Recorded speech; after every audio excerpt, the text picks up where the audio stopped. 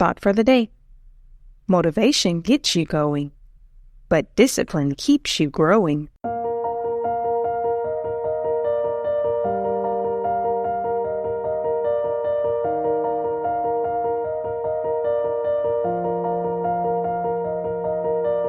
Welcome to 7 Minutes for Yourself.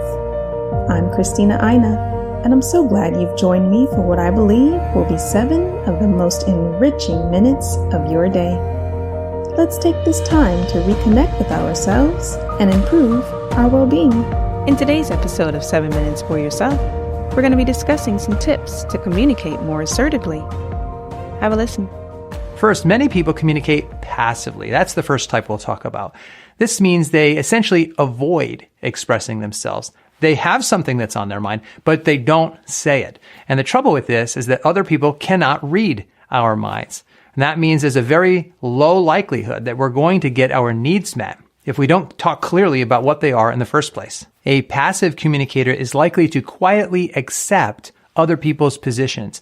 They'll say to themselves, well, I'll just let the other person have their way.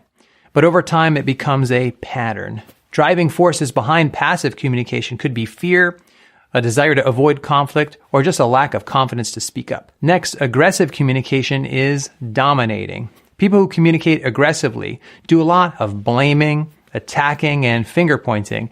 They'll say things like, it's all your fault, or you're an awful person. They're really pushy with their views, and they want to be in control of the situation. I used to work with a really aggressive communicator. They used lots of you language, and they escalated conversations. You. This person would cut people off in mid-sentence, used a frustrated or angry tone. They waved their arms all over the place as they talked. They had a collection of tactics they used to dominate other people. That brings us to assertive communication, which is direct and respectful. A driving force behind this is the value of mutual respect. That's a theme. The assertive communicator is going to say what's on their mind really clearly, but they also respect the opinions of others. Assertive communication means you state your preference, but you're not attempting to silence or control others. Instead of you language, like aggressive communicators, assertive communicators use what we call I language. So instead of saying you are causing the delay, they say I'm concerned about the delay. In other words, they own their perspective. We'll talk more about how to communicate assertively in a couple of moments. The last type is passive-aggressive, which means the communicator doesn't speak up directly about their feelings. They let their anger and aggressiveness simmer just below the boiling point, and then they let it out in strange ways or maybe act like the victim who has no agency as they express themselves. The question is, why then is assertive communication the best approach for you? Well, it's the best approach because in contrast, if you are aggressive or passive-aggressive, people will be distracted by how you express yourself and they won't be able to hear what's really beneath it. You're giving them two jobs, essentially. You're asking them to hear you, but you're making it difficult for them to do that because you're also giving them an unhelpful communication style to react to.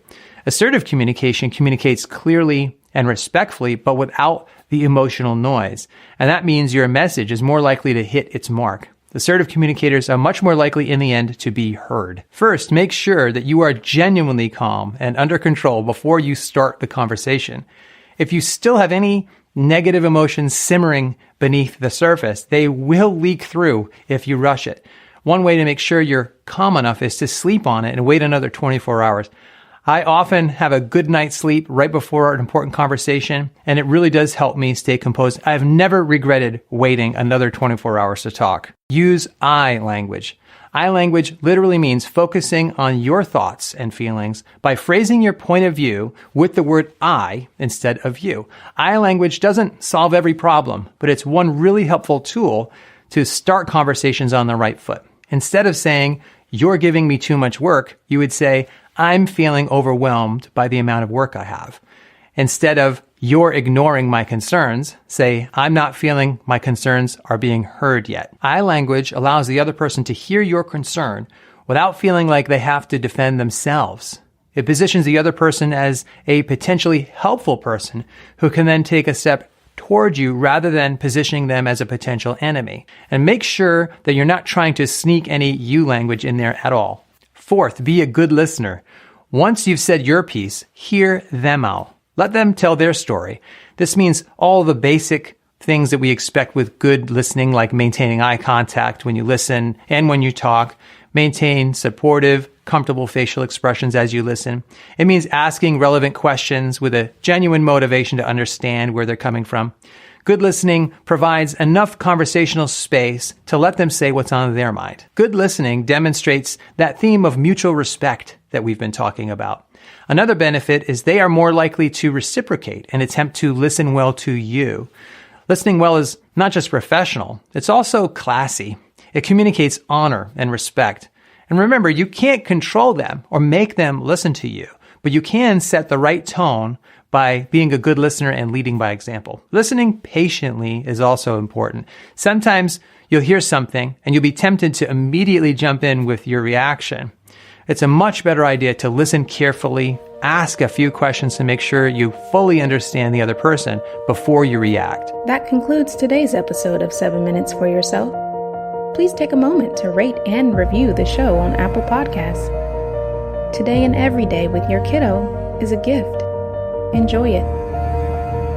Thanks for tuning in.